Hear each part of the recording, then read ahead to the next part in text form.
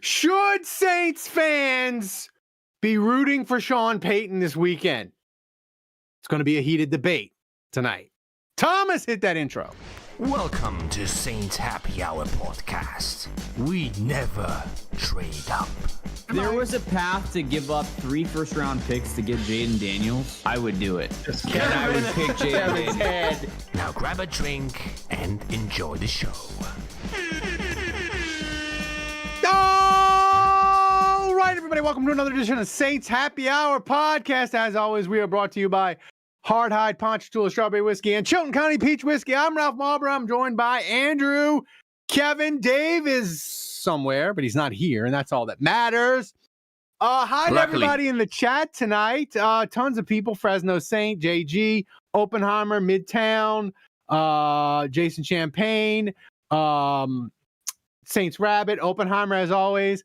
Thank you guys for joining us on tonight's show. Should Saints fans be rooting for Sean Payton on championship weekend? Did Baker Mayfield open up the golden age of NFC South hate? We'll get to that. Plus, is Alvin Kamara, is he washed? And we'll do that. We'll do weekend story time. It'll be like 5 seconds because Dave isn't here. Plus, mailbag. Your questions. As always, if we reach $100 in donations, I will drink something horrible the patrons have sent me. Andrew, I want to read something that Jed sent me, a.k.a. Saints Rabbit. He sent me a box. It was so filled with booze, it fell apart when I picked it up. It was little mini bottles, and he has, we'll get to him next week, he has duct taped glass jars of just stuff. He said, I sent it for the podcast. I hope the holidays have been awesome. Best wishes to you, Sally Max. There's a lot of gross options. I also made a basilica and sent you a jar. It's meant to be a digestive or aperitif, but shooting it is not recommended for normal people, which of course does not apply to you. Merry Christmas, and I'm sorry, Sally. Thanks. Saints Rabbit. That was very nice. Hey, Sally, I need assistance. Thomas, how far are we away from my crippled run? All right, so as you can see, we are on a hot 127-week donation streak. We have 29 weeks to go for Ralph's crippled run. We can make it. Emmy night. 28 tonight, and Oppenheimer, Tulane Hater, the winner, ultimate winner from last season, is won last week also. So let's see if it can do it again. Exclamation point, donate in the chat, guys, if you want to support the show. Guava. I got guava tonight, Andrew, and I got Old Smoky Moonshine. Oh, yeah. That's a staple. It is Orange Shine Sickle. Ralph, do me a favor. No, Ralph. Hold that up and slow. There you go. Don't just flash it in front of the camera. That literally looks like a candle from Target. It looks bad. It looks like I'm expecting you to smell more than your average shot. Right. That looks like you. That literally looks like you're going to be drinking mango-scented candle wax. Wow. If we reach $100, I will be. That looks great. Now I'm kind of looks scared. great, man. Can you tell us what the guava is? Show us that one. Guava is 99 proof. Oh, guava. Okay. Gotcha. All right. Yeah. So. Exotic drink. Exotic drink. Exotic. That's courtesy of Saints Rabbit. The care package. Okay, it was Meanwhile, I'm still going sober dry January, but I have to say this non-alcoholic beer, I found one that's pretty good. It's called Omegon. How's your no sugar going? How's that going? You know, Finally got rid of that excess stuff from the show. Lamau. Oppenheimer! Opening the show strong. Thanks, Oppenheimer. Oppenheimer Ralph, might no Oppenheimer might give away his whole fortune because Dave's not here. He'll be so excited. Yeah, that's right. This might be a banner night. No sugar is going for the most part pretty good. I haven't broken on the no alcohol, so what is today, the 20th? That's so impressive. I've been going 3 weeks strong. But sugar, I've probably broken like 3 different times where I was just like, I have to try this. So what is the pretty good? So what is the rule there? Like, are you trying to just avoid all sugar altogether? I mean, that's kind of hard, right? Like if I go to Starbucks and I get a coffee and I want them to put a little bit of like a splash of almond milk in it. I mean, I'm sure the almond milk is sweetened. So like I'm not, I'm not getting that granular with it, but yeah, I mean, I'm trying to avoid all desserts. I'm trying to avoid anything with added sugar. So now fruit, I'm still eating. So like, I'm not counting, natural sugars. You're not counting. I'm not counting natural stuff, but yeah, like anything that would like have added sugar in it, I'm avoiding. Okay. What is your fruit of choice, Andrew? I couldn't do it. And here's the thing. Fruit of choice, I typically either go red grapefruits. I'm a big grapefruit guy, or apples, like apples, Pink Lady, Gala apples, anything like that. Gala, Fuji apples. also my favorite. Yeah, that's good. It's called the same in English. Damn, that's strange. What's your fruit of choice, Ralph? Guava, apparently. hard strawberry whiskey is my fruit of choice. Yeah. They added it. RFK added it to that upside down pyramid. That's right. What about you, Kevin? What's your go-to fruit? I am a BWB, a basic white bitch. I am very much in the strawberry, watermelon. Like just the watermelon is basic. All right. If it's if it's good enough, the basic. Like I don't seriously. Who says a red grapefruit? Like that is exact. Yeah, Juge that's true. Juge has picked the bougie fruits. At the start of this pod, the bougiest of the fruits. I would love to hear what Dave's going to come on here next week, and he's going to want to weigh in. Of course, I know that'll happen. Story time is going to be Dave. Palate. I think he'll be with me on this one. Dave, story time next week is Dave. Is just going to be him going through the produce section at Dorignex. Do you really think the guy that snacks on prosciutto during our show is going to give me shit for red grapefruits? That's right. Crazy. We're gonna have the shortest story time ever. You wanna hang around for that? All right. So, Kevin, Jeff Duncan has spent the playoffs gassing up Sean Payton. I even tweeted at him today. He did a tweet where he didn't mention Sean Payton, and I was like, "Y'all, I think Jeff Duncan got hacked." He tweeted and it didn't mention Sean Payton. We need to do a wellness check. But here's my question. Yes. Jeff Duncan aside, should Saints fans be rooting for Denver in the AFC Championship? Because look, I know that you and a lot of people on Saints Twitter are, F that guy. Like, I think I've seen some people some people be a little more nuanced, and they say F that guy until he retires. and then it's all love again. I've seen people say F that guy, period. I guess I'm a fence sitter on this one. I guess I'm more indifferent. Like, I was sort of pulling for the Bills last week just because I like the story.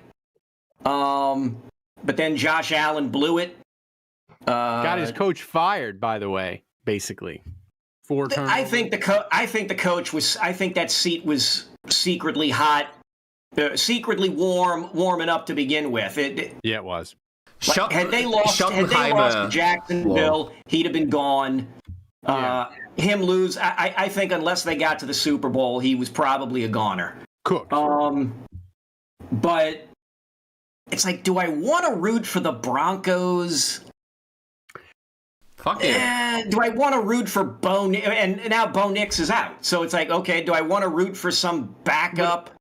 Maybe, but the alternative is, well then that means you're comfortable with the Patriots. Yeah, it's gross. Again, going back to the Super Bowl, this time with a whole new, the Brady Belichick regime is gone, and now it's this new guy, who has a shot at being the MVP. It's like you're telling me New England could have a guy who could be the MVP of the regular season and could potentially win a Super Bowl and be the Super Bowl MVP. They haven't suffered enough. Those people, right? New England, right? They haven't suffered enough. Like New Englanders have not suffered enough. But so, yeah. No, Andrew, I was going to say this. Connor Payton, still a patron, still friendly with me on Twitter. I like him. Here's my thing. I was rooting for Buffalo. I will freely acknowledge that. I wanted Josh Allen to win. I like Buffalo. They've suffered. Their fans have suffered a ton. So I was rooting for Buffalo. And listen, like the way Sean Payton left the Saints, he wanted to go be a hoe with Tom Brady in Miami. The NFL wouldn't let him, and then he quit a year later on the Saints. I didn't like that exit. I'll always love the Lombardi, but I have to say, Andrew, the Bo Nix injury, like, it's kind of got me rooting for Sean Payton. I want to see if he can pull this shit off. Like, can he, a quarterback that hadn't started in 2 years and has started like 4 games his entire career, can he get Stidham to the Super Bowl? Like, I have to say, like, if he gets Stidham to the Super Bowl, forget it. He's probably in Canton already. But if he gets Jared Stidham to the Super Bowl, lock it in. He's first ballot, I think, Hall of Fame. And I wasn't going to be rooting for him. I didn't think, but now I kind of am. I kind of want Sean Payton to like cook something up and like get the Broncos there with the backup quarterback. Well, I watched Sean Payton march into Carolina with Luke McCown as his starter. That was against a 15-1 Carolina team at that point that would end up going to the Super Bowl and come within like I'm going to say like 2 inches of winning that game. Yeah, Josh Norman, ridiculous pick. Josh Norman came up with a huge pick in the end zone, but Luke McCown was very effective in that game and played well. So I have no doubt that Sean Payton's going to put together a good game plan for Jared Stidham. And yeah, I mean, I'm with you guys all around. Like, I was rooting for Buffalo mostly because of that fan base and just because of what they've gone through, and Josh Allen. Like, they've never won a Super Bowl, and I know what that meant to me, and I know Buffalo has amazing dedicated fans, and so it would have been cool to watch that fan base finally get over the hump and experience what we did back in when was that, 2009. So yeah, look, I was rooting against the Broncos in that game. I'm with Kevin. I'm kind of like, part of me is like, it would be annoying if he won, but also it's Sean Payton. I mean, Zach Strief is on that staff, and obviously I'm a big Strief fan, so like I would love it for Zach. I'm rooting for him, of course. There's some ex-Saints and other ex-Saints coaches on that staff, so I'd be rooting for those guys. It'd be cool to see them win. And like, the big thing for me is absolutely under no circumstance do I want the Rams to win. I hate that team. And absolutely under no circumstance, like you guys said, do I want the Patriots to go to the Super Bowl. Like, they haven't suffered enough. Like, for them to get back this soon and have a quarterback that's like, yeah, this guy is going to keep us in the hunt for like the next 10 years, that's super annoying. So yeah, it's gross. So like, I'm not into that at all. And so yeah, 100% I'm rooting for the Broncos. And like you said, it'd be hilarious if Jared Stidham was a quarterback in the Super Bowl. And I agree with you, Ralph. I mean, obviously Nick Foles was kind of the last example of this, to be a backup and come in and win playoff games and get into the Super Bowl and win. But like, Yeah, I think it would cement things for Sean Payton. Like if he were able to win Nick Foles with had like started a season like Nick Foles, he started a playoff game against the Saints in 2013 and was like incredible that year. Like this, after that, I can't think of this. This feels unprecedented. I'm with you. Yeah, you don't. it would be crazy. Yeah. You don't. Didn't Jeff Hostetler come in? Yeah, but he Phil- played some games at the end of the year. But it was close. Like he that's played true. like I think he started like 2 games and then so like he's like the Super Bowl was like his 4th or 5th career start. Like it's close with him. Yeah. I mean like but here's the thing, Andrew, if any coach is prepared for it, like Sean Payton in 2021, he started Jameis, he started Simeon, he started Taysom, and he started Ian Book. So yeah. So if anybody When did Hostetler take over? In 1990, like in the December 90s, early 90s, yeah. Like But like 1990. late, but that like late in the season though. Yeah, it was like late, December. very late. Very late.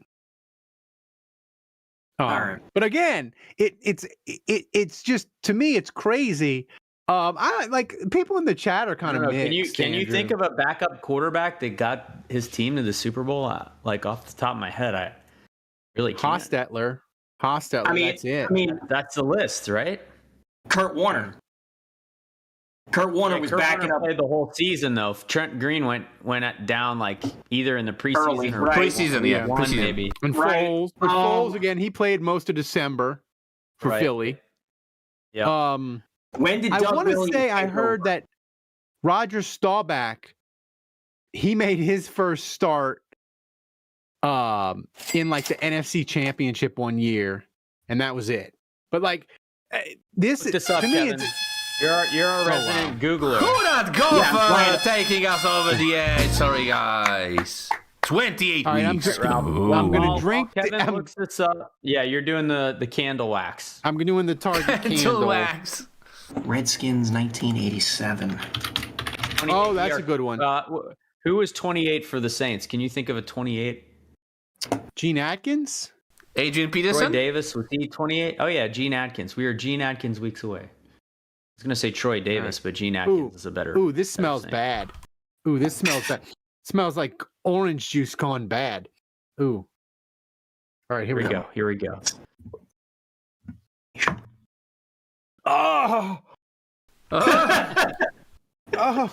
Love the sound. It tastes like orange juice mixed with milk and magnesia. Oh my god! Oh. Courtesy of Oppenheimer and Who That Gopher. Ralph And Tegner. Saints Rabbit. Oh, And Saints What's the Rabbit. grade on that that's one? true. What's the score? it's an 8. It's disgusting. Oh, it's an all-timer. There's so many 8s. You're gonna need some of your favorite fruit to wash that down. Guava.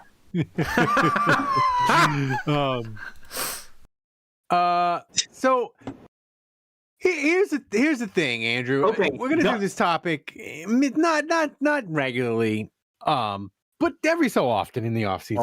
I'm gonna call it. Ralph. I think Kevin's onto something here. I think Kevin's found it. Doug Williams in 1987 Ooh, Right. that's a good one. played 5 games, only started 2 of them. Right. And I'm trying to see which ones. Okay, he started in week 11. What could have been the other game he started? I don't know which other game he started here. He caught fire, and that like got him the starting job. Right. He won the Super Bowl that year. Right. Yeah. So he played in 5 games, started 2 of them in the regular season, and then played in all three playoff games. Yeah. He was on a heater. Right. And then Yeah. That's a good one. yeah. That's it. That's the one. And even that one, he started like it's more than Stidham. Like, how many games? Here's a question, Kevin. How many games did Doug Williams start in 1986? Let me go back. 1986. He started none. He made Oh, one there you go. appearance. He made 1 appearance for the Skins, and he had 1 pass attempt. So basically, There you probably go. came in garbage time. But again, like Doug Williams was the starting quarterback for the Bucks. Right. And like had led them to the NFC Championship in I think 1979. So like he has starting experience. Like Jared Stidham has started games, hasn't he?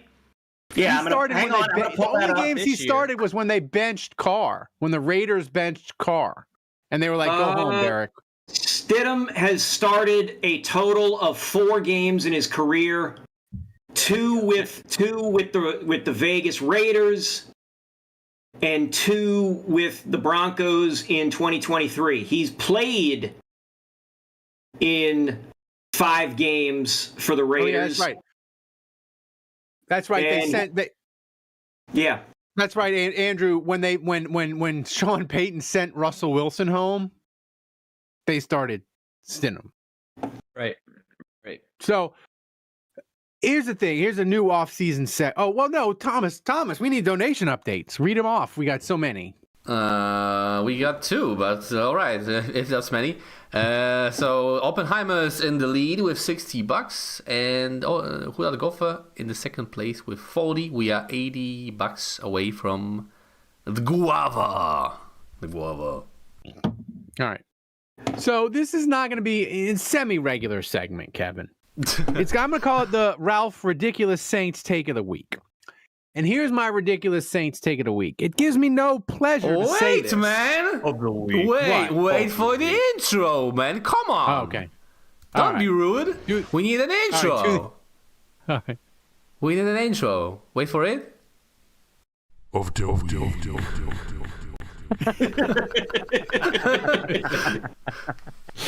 Dave's going to love this on the rewatch. I wish Dave was here to see this. He would love it. Yeah. So here's the thing. Alvin Kamara, Kevin, he's washed. And the Saints can't be dependent on him at all in 2026. That's my ridiculous Saints take of the week. I thought you were supposed to say something ridiculous. Well, I mean, it's... And they're going to come for both of y'all on Saints Twitter. I feel bad saying it, though, Andrew, because they're paying him a ton of money. He's a Saints all-time legend. He's going to be in the Ring of Honor. But he hasn't been good since Drew left. You know, no, he was good last year. He had a decent year, but he like the explosive runs are gone. Kevin, he hasn't had a run over 25 yards since 2020. Right, but I mean, he did have a career. He had his career high. Getting explosive runs for anybody. Right. That's also true. Yeah. So here's my question. He rushed Andrew. for 950 yards in 2024, and that was a career high. Right. So, yeah. Like, he could have gotten 1,000, but we sat him. If the here's my question with, and people in the chat can answer too.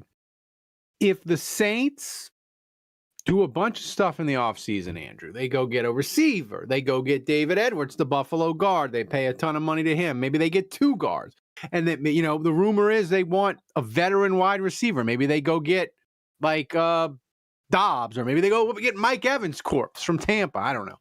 If they do a bunch of stuff,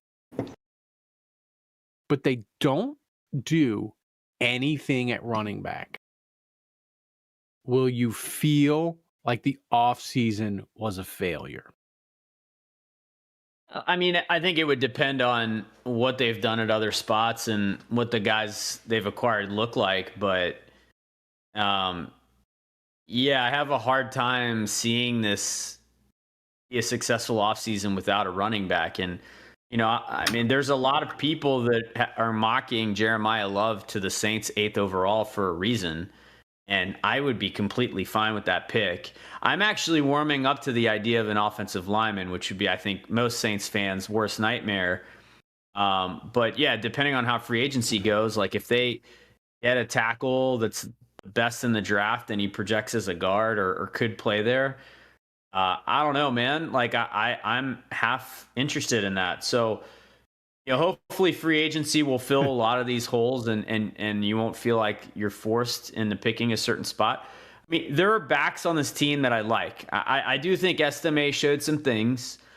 I don't know what's going to happen with Kamara. I guess it's possible that they would cut the cord, but I have a feeling he's going to be back. I wouldn't bet against Kamara in the sense like he's still 30 years old. He takes good care of his body. He's good with recovery. So, it's kind of too bad like how things ended this season. And yeah, he wasn't great, but I think the offensive line had a lot to do with that. And so, and the offense with Shough, like it's just a different, like he didn't get the chance to really play with Shough. So, I like Neal. I'm ready to kind of give up on Kendre Miller, I think. So anyway, I think there's a guy that needs to be in the mix. And when I say a guy, I don't mean another guy that's of the same ilk as all the guys I listed. And I think they have a bunch of maybes on their roster right now. And I would include Kamara in that group. I think, look, he's proven himself. Like, I'm not trying to say anything bad about Alvin. Like, we love Alvin. He's amazing. Like, he's an all-time Saint. Like, he should go in the Saints Hall of Fame. Obviously, he's amazing for the city. And I do think I would like for him to stay. Like, when we look at Cam and how his role has gotten reduced, like, they've found a place for him, right? And same with Taysom. Like, as he's aged and he's become less of a focal point, they have found a way to get him in spots and let him still be effective on an efficient snap count. And I think that's what's waiting for Kamara. Look, like that was true of Reggie Bush once upon a time and Mark Ingram as he got older, right? Like they kept Ingram for a long time. And, yes, Kamara eventually became the 1A and Ingram had to accept that he was kind of the 1B in that scenario. But, even when Kamara was in his prime, he was supported by Mark Ingram and Latavius Murray and whatever else. So I think now, like, we're at a stage of his career where maybe he only gets 10 touches a game. And you know what? He might be more effective with those 10 touches. Do you think? But let's get another guy in there. Do you think Kamara would be cool with that, Kevin? Because him and Ingram, they had a lot of fun. Like in 2018, it's one of the things that make me most mad about the no call was like they were going to bring their comedy duo to the Super Bowl and it was going to be amazing. But that was kind of like Kamara, he was part of the duo, but he was the new kid and he was the lead. Do you think Kamara would be okay if the Saints like drafted Jeremiah Love or signed Breece Hall and it's like Breece Hall and Kamara? Do you think he'll be cool, like being 1B? I mean, I think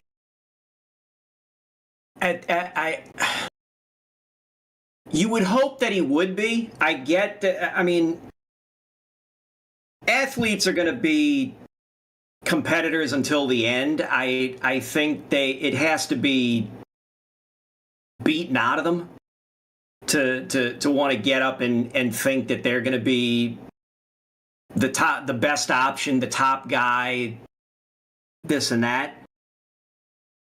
I think if you sell Kamara on the idea that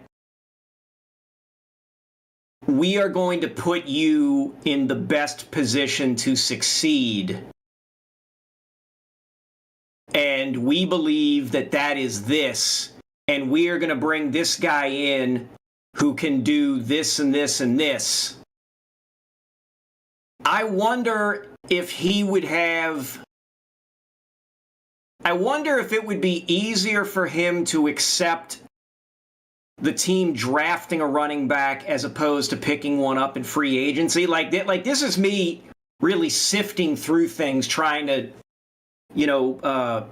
armchair psychoanalyze the situation, because you alluded to him and Ingram having fun when he was the guy who had come in recently drafted. And shoot, his rookie year was his highest yards per average on rushes. 6.1. I'm looking at it right now. So clearly they found a way to balance both Kamara and Ingram at the time, and they both had a good time with it. So maybe Kamara, as the wizened veteran, says, okay, they're bringing in the rookie. Now it's my turn and my job to be this guy and sort of take the back seat while this other guy does this, that, and this. Andrew, final thing I got to on be this. honest, Ralph. I'd be shocked if Kamara's not on board. I mean, first of all, there has to be some awareness of his age. And I think Kevin's right. Like, you have to communicate. You have to sell him on a vision, and you have to explain. The more you communicate, and I think Kellen Moore does that. I think Kellen Moore is pretty straight up with his players, and he keeps them included. So, you know, if anything, I think Kellen Moore, from a communication standpoint, might be even a little bit better than Sean Payton, you know, who sometimes would keep things close to the vest and keep things away from players and sometimes burn bridges. I don't get the sense that Kellen Moore is like that. So, yeah, I think you'd have to approach Kamara and be honest. I think Mickey Loomis has a history of doing that with players. And certainly if there's anyone that's deserving of it, right, it's AK. So I think they'll be straight up with him, but Yeah. I would be shocked. I would be stunned if Kamara, like, dude, I mean, we've seen it in the community. We've seen it in interviews. Like, he's the ultimate team guy. Like, he just wants to win. He just, like, tell me what you need me to do to help the team win, and I'll do it. Like, I would be, after everything I've seen and for as long as I've watched this guy, like, you give me a list of like 10 guys that have been exemplary in pretty much every situation. He's on the list. Like, literally the only thing that I can ever think of that pissed me off about Kamara was he went out after a 6 touchdown game, mask And got off, COVID. went to a bar, got popped for COVID, exposed other players, and like was an idiot for like 48 hours because he was celebrating his 6 touchdowns on Christmas. So literally, like, I think that's the only thing. That's right. You could be like, yeah, selfish decision or whatever, but like, he's never gotten in trouble since he's been with the Saints. He's never. What am I forgetting? Well, Vegas. Oh gosh, how could I forget Vegas? Well, there was some grainy footage, you know. That's true. Yeah, that's a good point. But yeah, okay, fair enough. There was Vegas, but my point is, like, okay, that's an off the field thing, but like, That's when right. it comes to like doing right by the New Orleans community, doing right And by the his team, yeah. teammates, doing right by the front office, like he's taking pay cuts, like Kamara's always going to do what he needs to do right by the team. So I would be floored if he's not behind whatever the team wants. Here, final question, then we'll go on to the next topic. I want you both to answer. And I'm just going to play out the scenario. Kamara is healthy. He's going to play 17 games. I can't tell you what the Saints are going to do on offensive line. I can't tell you what they're going to do at receiver. I can't tell you any of that. But I can guarantee you 17 healthy games from Kamara. Over, under 650 yards rushing. I'm trying to look at this right now, so let's see. He did 471 at 11, but that was rushing. I'll take the under. I'll go under. I think he'd get something like 500. Yeah, 540, 550. I honestly, like, I don't view this as a shot on Kamara. Like, I think the best situation for him at this stage of his career is a platoon system. And I don't know if it means he's the lead back and the rookie or whoever it is, you know, kind of second fiddle to him, or vice versa, like the other guy's taken off, right? And it's kind of like Reggie Bush, or it's like Deuce McAllister and Ricky Williams, where like you can no longer deny that the young kid that just came in the building is clearly better than the other running back we had that was really good. Like, if we're in a situation like that where he's got to take a back seat, I actually think that's a good situation for him, where he might get more years out of his career because he's not forced to. I mean, I got to be honest, Ralph, like how many touches did Christian McCaffrey have this year with the 49ers? It's incredible. I mean, incredible amount. I like he's saw gonna him banged up. He's gonna pay that price. And, Same with Bijan next year.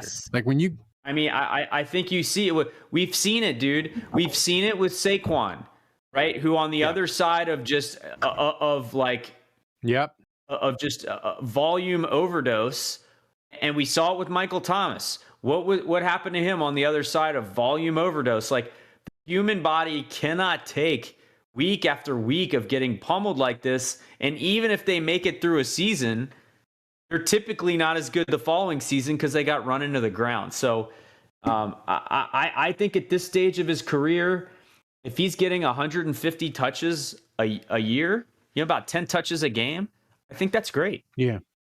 I think that was because I just put that in the chat. 100 carries, 55 catches.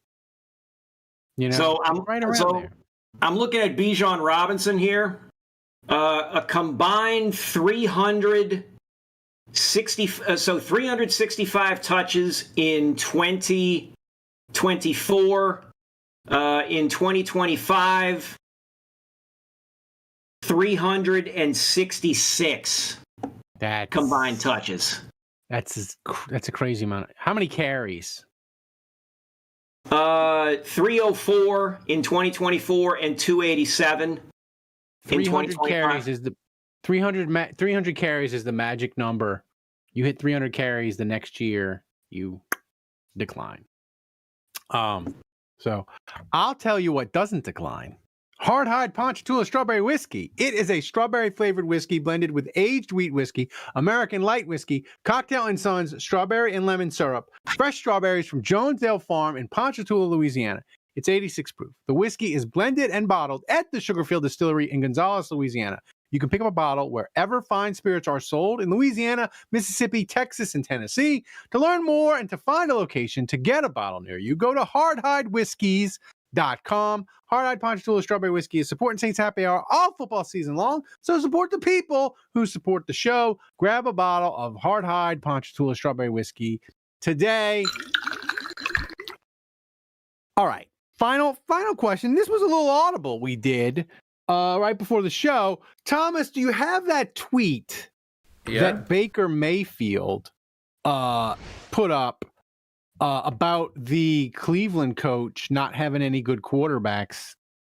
Former Cleveland coach Kevin Stefański, an Atlanta writer, was like, he had trash at quarterback, and now he's coming to Atlanta. He's a good coach, and Baker Mayfield was having none of it. Thomas, put that tweet up on the screen, and I'll read it for the people. So Orlando Ledbetter, writer for the Atlanta Journal-Constitution, said Kevin Stefański had a dumpster fire at quarterback in Cleveland. Baker Mayfield and Deshaun Watson failed, which started a chain reaction to 11 other starters.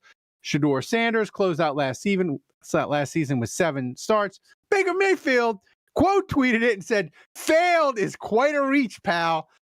Still waiting on a text call from him, aka Stefański, after I got shipped off like a piece of garbage. Can't wait to see you twice a year, coach." Andrew, I know you hate Baker, and I kind of hate Baker too. But I love the NFC South extending the pettiness. It's outside of, it's broke containment. It's not just the Saints and the Falcons. I love it. I love this division, hating each other, being petty. This is amazing. This is what we need. We need this dumpster fire of a division being super angry and hating each other. Well, he hates the Saints. He's been very vocal about that. The feeling's mutual. Can't stand the guy. But I do like that he was rooting for the Saints in week. He was basically forced to root for the Saints and admitted that he was pulling for them because it was up to the Falcons to lose to get him in the playoffs. Of course, they win. So I'd like to think that there's some sour grapes towards Atlanta for winning that game, or maybe he blames the Saints for losing. But now they have Stefański. Clearly, he hates him. He said he can't wait to play them twice a year, so maybe he hates the Falcons even more than the Saints now. I don't know. But, yeah, I love this. Inject it into my veins as much as I hate Baker. I think this division needs a little bit more of that. Shoot, nobody can win games. Like, we got 8, 9 division winners, so we might as well have, players roasting coaches, players roasting each other. Like, make it interesting because, the play on the field hasn't been that interesting. So, yeah, I'm all for it. Kevin, thoughts about the division getting spicy, but also I want to ask you this. I feel like the NFC South is suddenly, I believe, the only division in the NFL where every team is going to go into 2026 and be like, we better win this division. Carolina is going to be like that because they won it, right? Tampa, 8-9. They would have won it if the Saints had beaten Atlanta. Atlanta finished 8-9, right? And they got a new coach. And the Saints, we feel great about our quarterback. And we're like, we're going to do a bunch of stuff in free agency. Is this so my question to you is, is this the division where every team is feeling pressure to win? I don't think the Saints have any I would have to see what the offseason, the draft, I would have to live through all of that to tell you what kind of pressure the Saints might have. Right now, I don't think the Saints have pressure to win the division. I think there's an expectation to win the division. I think if the Saints come out looking like garbage next year and like not competitive, then, then I see people getting riled up. But I think if they come out and they keep being competitive, the only two teams I can see, the Panthers having the expectation. I can see the Bucks. The Falcons. I don't know what the hell they're going to do because a few of the Falcons people that I see comment on my timeline, which means I have a pretty well curated timeline. I don't see a lot of Falcons fans chiming in. Is they hate the people opining that Stefański is out to lunch, garbage, doesn't fit with the culture of the city, doesn't mesh with what they wanted or expected or hoped, yada yada yada. There were some people that somehow wound up on my timelines lamenting that the team didn't bother to reach out to Deion Sanders or something, and I'm just like, look. I heard enough people say that Stefański is probably low key decent and could make the Falcons more formidable, but if you got a bunch of clowns running around dogging him and saying how terrible the hire is, I don't think they expect much of him, of the Falcons in 2026. So, great. Hey, if that means that he comes out and the team looks a little shaky and the seat is suddenly red hot, great. And let chaos reign. Let's call up Andy Cohen at Bravo and get him to act Housewives like of the NFC South. Right. Yeah, just Real Housewives this. Just every week just do a recap of how messy the NFC South is. I would love it. Let's do that. Andrew, final thing before we get to trivia and then mailbag. How are you feeling about, because look, Atlanta hired Stefański. Tampa is clearly probably Monken's going to the Giants with Harbaugh. McDaniel is going to the Chargers. So they're not going to get like a top shelf offensive coordinator for Bowles. How are you feeling about the NFC South in general going into the offseason? Like, too good, honestly. Yeah, I mean, we'll see with Stefański, but like, as we sit here today, are they gonna get rid of Cousins? Or are they gonna roll with Penix again? I think the quarterback situation is a huge question mark with the Falcons. The Panthers shouldn't scare us that much. They're gonna have to run it back with basically the same crew, and we beat the Panthers twice. So, yeah, look, Tampa is Tampa, but they had their own struggles this year. We were able to beat them in Tampa. That was an awesome game. So I think when you consider this, I don't want to overhype Shough here. Like he had a really good stretch, and I'm really hopeful. I want him to get the right weapons. I want them to have a good offseason. I just my personal take here. I think it comes with the starting point for me. And, there's going to be different steps along the way that make me feel really good about winning this division. But like, as we sit here today, I mean, how could I not feel like it's right there for the taking, right? I think we should all feel that way. And so what are the steps over the course of this offseason that help us get there?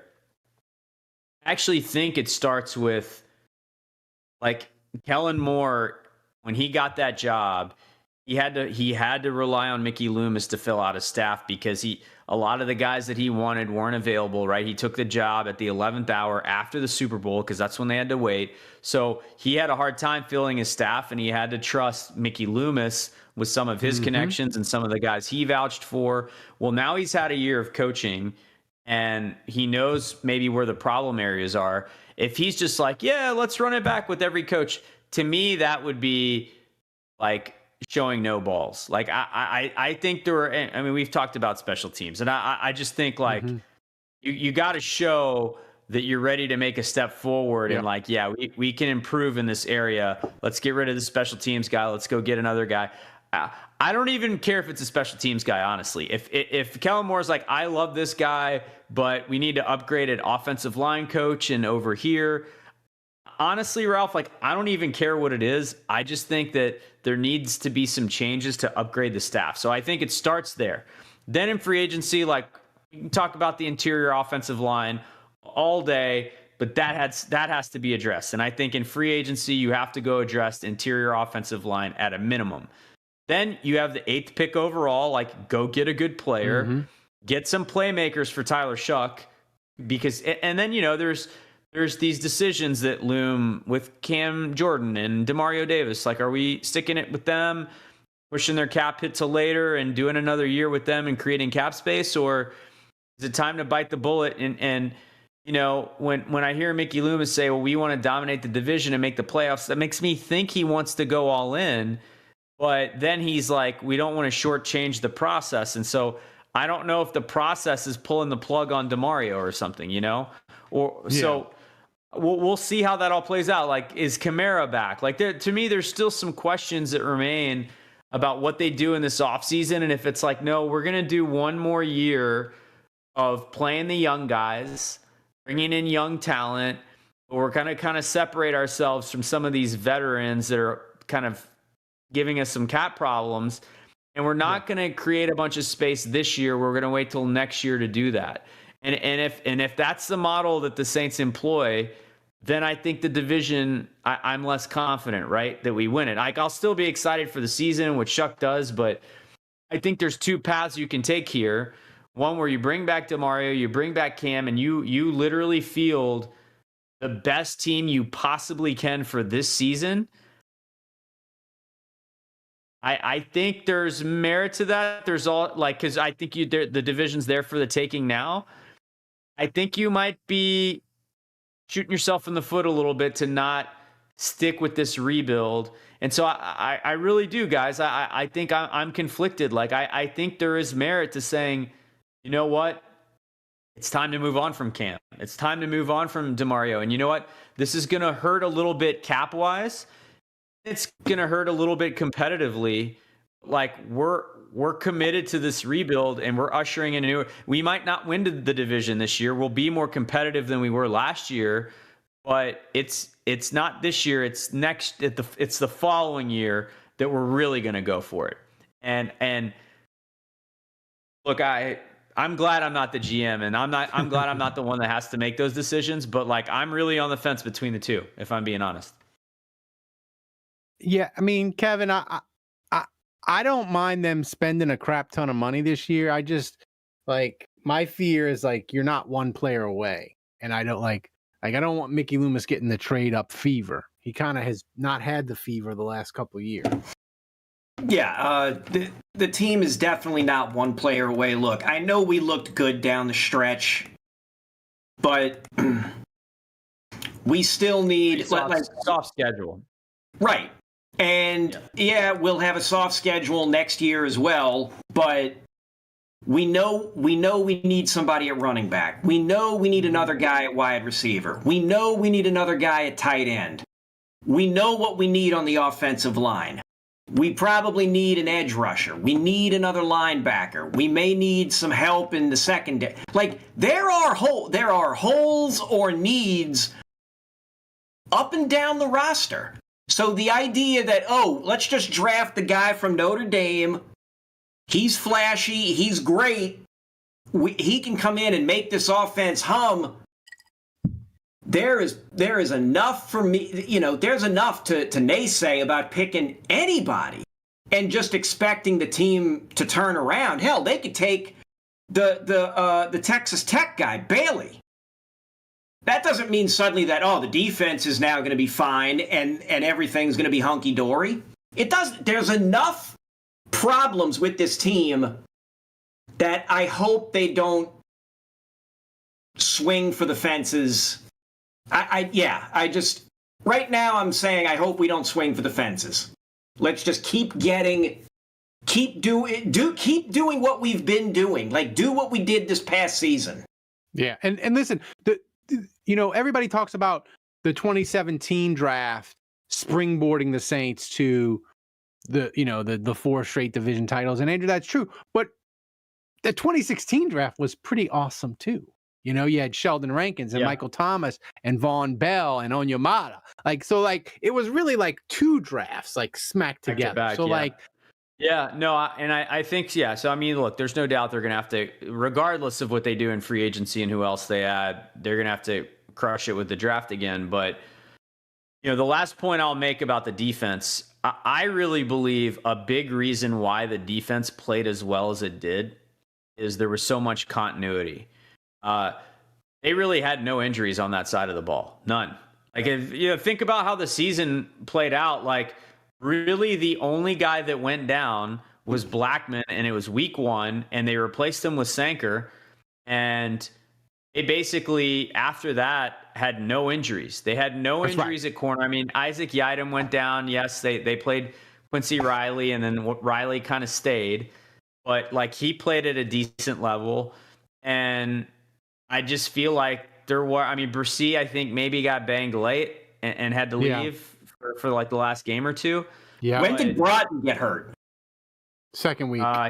Second week. It was super early, but I mean, he was a sub right. Anyway.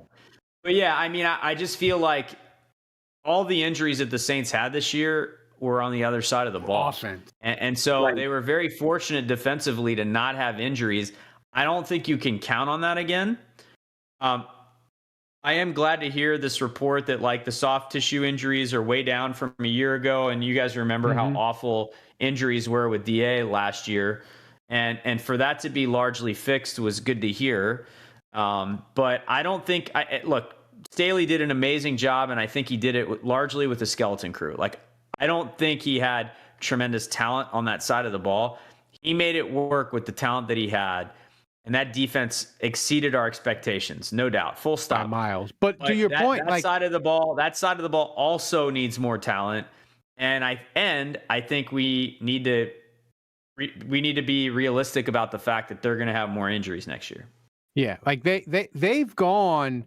It's really weird. The Saints have had massive injuries the last 2 years, but it's all been on offense.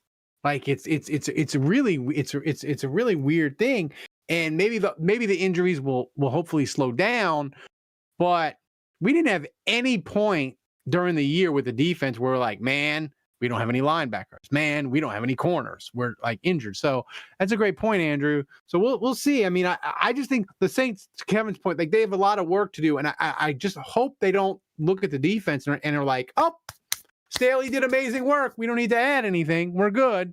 We just need we just need some depth. We re-signed Blackman and we're good. We just need a couple of depth pieces. No, man, you gotta add some quality there. So Thomas, since it's the off season now, trivia's back, courtesy of Budrich. What do you got? Maybe I can do a quick donation update if you Go ahead. allow me, Ralph. You forgot about it. Go ahead. We had one new donation from Bill Gray, $30, silent donation, but via Stream Elements. All donations so far via Stream Elements. That's so the we way are to go. now Stream Elements. $50 away, guys. From $50 away from Guava. From Guava. All right, trivia. I hope Budrich started off in the offseason nice and easy. Like we need like an easy one, like an 85 eased in. I agree. I think it's easy. So the trivia question for tonight is: who was the first Saints draft pick under the new transfer portal rules as of 10/15/2018? So this would have that been the 2019 draft, right? Yeah. 2019. So you got McCoy. What was their record in 2018, Ralph? Do you remember? They were 13-3. 2018. So right, that was their first. So 2019, year with Kamara, they would have been picking like 32. They would have been picking like 30th, but they didn't because they had traded the pick for Marcus Davenport. So the 2019 draft was like McCoy, CD Deuce. McCoy. Kevin, that seems like a dude who went in the portal. Like if I had to, I bet you CD Deuce. I bet you I don't look it up. I bet you he played for a bunch of schools, or he at least dabbled in the portal. I mean, who was the Saints' first under the new transfer portal rules? I think it doesn't matter if the player was a transfer or not, right? It's just asking who was the first player they picked at. I think it's McCoy. Yeah. The wording of it strikes me as the wording of it's wrong. See, I'm going to say it's not McCoy. I'm going to say it's the first Saints player that got picked that went into the portal, and I'm going to say that's CD Deuce. Thomas, what's the answer?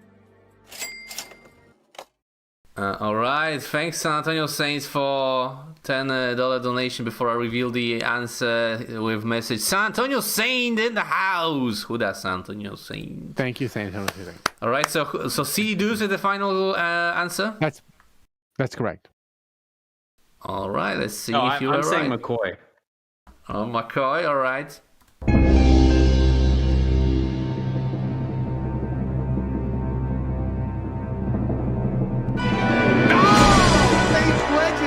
Steven, because he played at 9 different schools. Yeah. So the question is, who was the first to enter the transfer portal?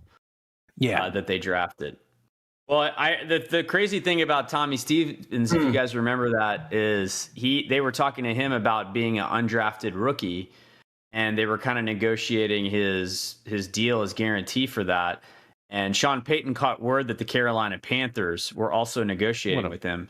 And the Saints had no picks left, if I remember correctly, so he traded back into the 7th round to select Tommy Stevens so that the Panthers couldn't get him after the draft. Wasn't it something like that? It was. Yeah. It was. Something like that. That was end stage. Peyton was not good at drafting. By the way, shout out to my guy Brad, who just texted me. Apparently, he's listening to the show tonight. So Brad C. No, different Brad. Oh, a different Brad.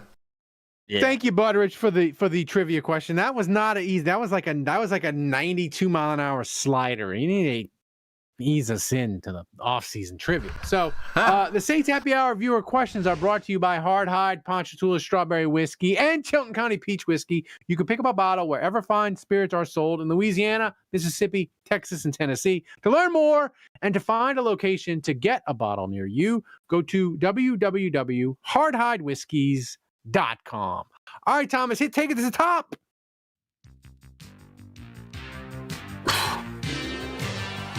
What's first up? All right, first up, Ralph, you're rushing things, man. I think you don't want to drink that second drink. I'll drink the second drink. I'm not scared. I am scared, but I'll drink it. All right, first question. I got a 4:55 wake up call, man. All right. First question from Nikolai. By the way, $40 away from the second drink. Nikolai asks the brewmaster, with the Department of Health inverting the food pyramid and now recommending minimal alcohol, is Ralph the Gandhi of alcohol, and this podcast is just a front for his non-violent protests? How am I supposed to respond to this? Yeah. Good question. Yeah. That's Evan, a I great feel like question. this is right in your wheelhouse. This is, you're the resident on this show that's supposed to take questions like this and knock this out of the park. Me? I yield. Yes, I yield the floor to you. Oh God! I mean, look, Ralph being in my wildest sleep-deprived delusions, I don't think I could have come up with Ralph being the Gandhi of alcohol. Ralph waging a stumbling, bumbling crusade against the current director of the health department. Boy, that would just be a great conversation and debate. Just getting you and Mr. Sounds like he eats 2 packs of cigarettes a day.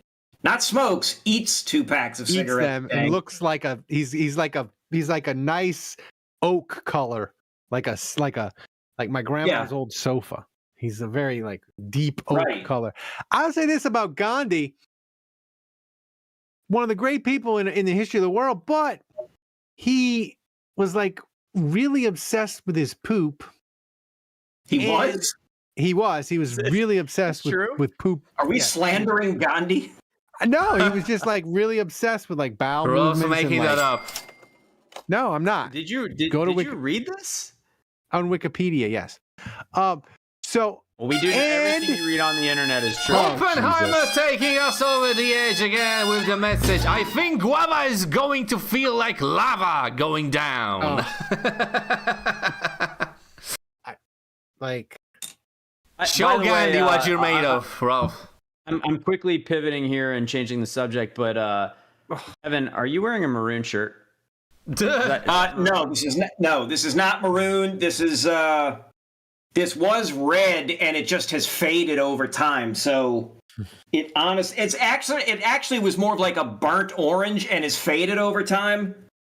So you made sure to wash it enough times before wearing it to make sure that it looked a little bit more maroon. I gotta drink this. I gotta drink this guava. Here we go.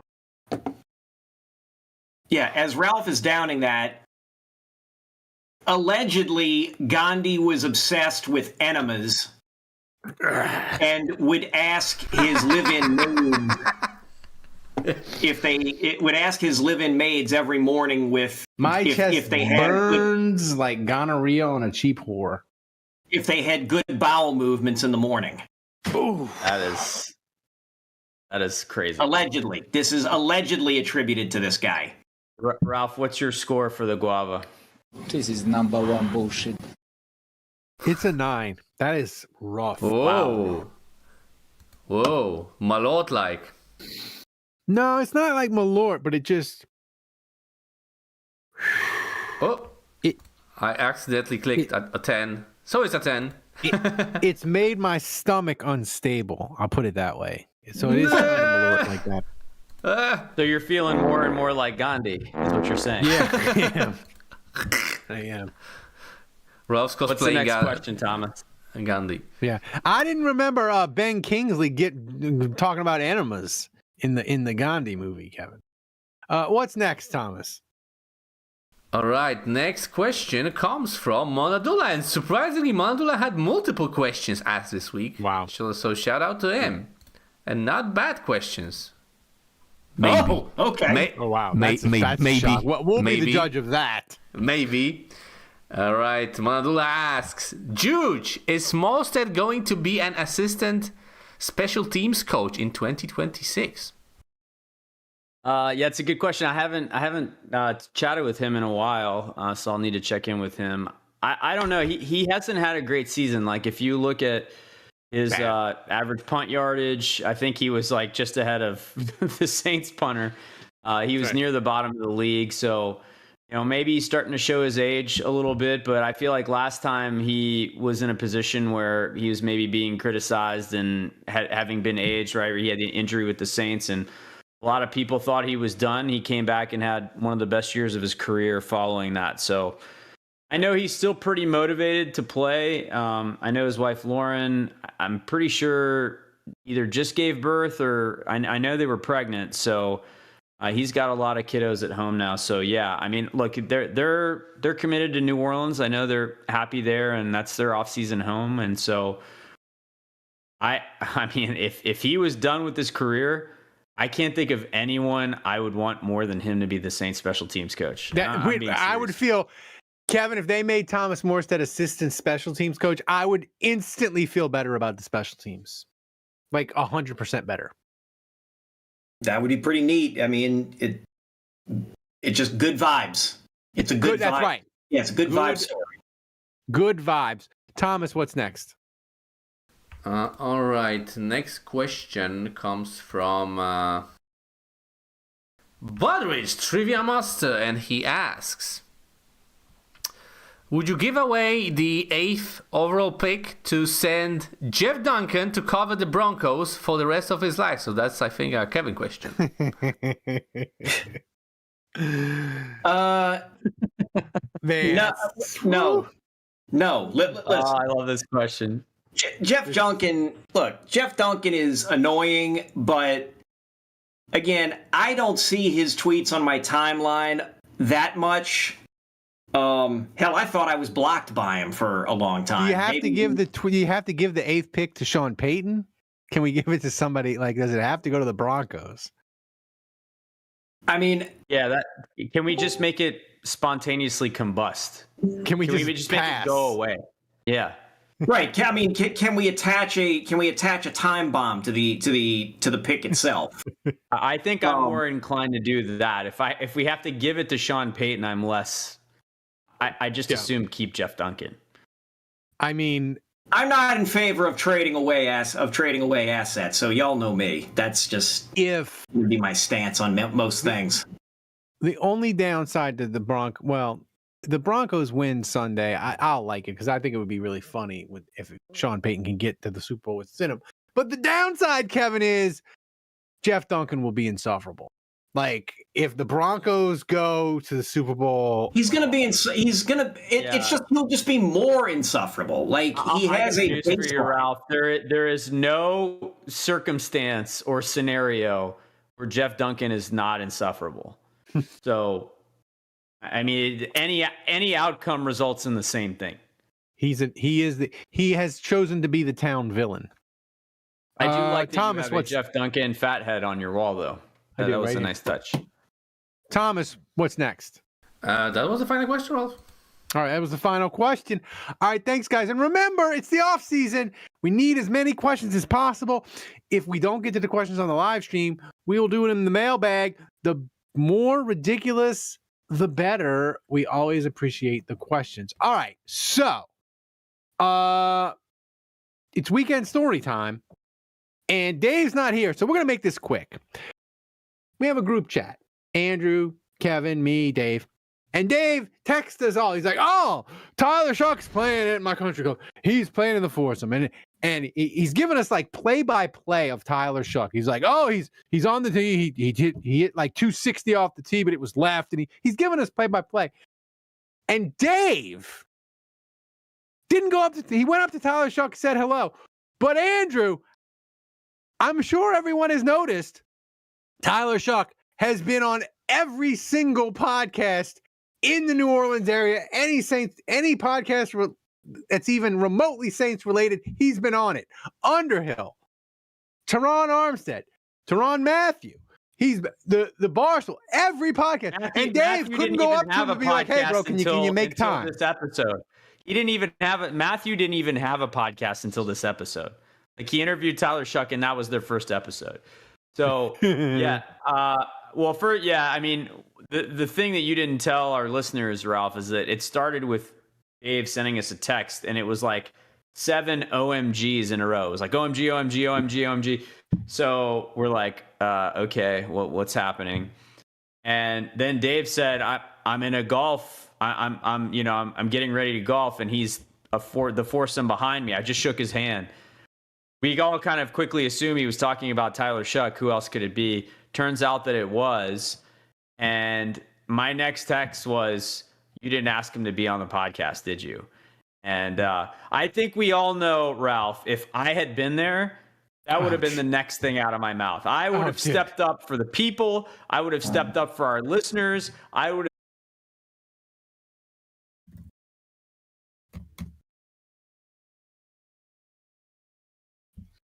Oh, and we're live, I think, Ralph. All right, we're back. We're back. Oh my God. We're back. It's like the dinosaurs.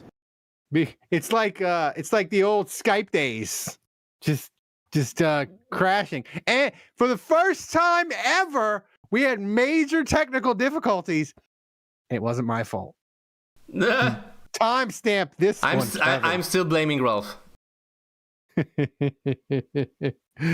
All right, Thomas, before we get out of here, give the MVP update. All right, so thanks to everyone who donated. We reached 2 donation goals. As you can see, we are now on a 128-week donation streak. We have 27 weeks to go. Thanks to everyone, to San Antonio Saint, to Bill Gray, to Hudat Golfer, and to the MVP for the second time this draft season, who is, and I don't have my soundboard open, but I will do it in a second, who is the one and only Tulane hater, Oppenheimer. Congratulations. Andrew, I feel like Thomas is shook. Thomas is shook for the first time ever. Usually it's me. I can still play some of the soundboard. Yeah. For and example, you can take Kevin, over, man. Kevin, do you want to give us a quick love update? Yeah, me and the. You could have waited at least 10 seconds. I could have just teed you up for it. Yeah, me and the French girl are no longer. Whoa! No longer talking. Whoa! That ended That ended like 2 weeks ago. No talking, just fucking. International incident. No, nothing. Just it ended. She was supposed to come over. We were gonna go get sushi. She messaged me and just gave me this long thing, just saying, "Hey, I like you, but I'm just not feeling that way about this, and I'd rather God, just." I hate to hear that. I hate to hear that. Was it in That's French? basically Did you have how to I translate it? Basically, Did you have to translate it in Google? No. She speaks English very well.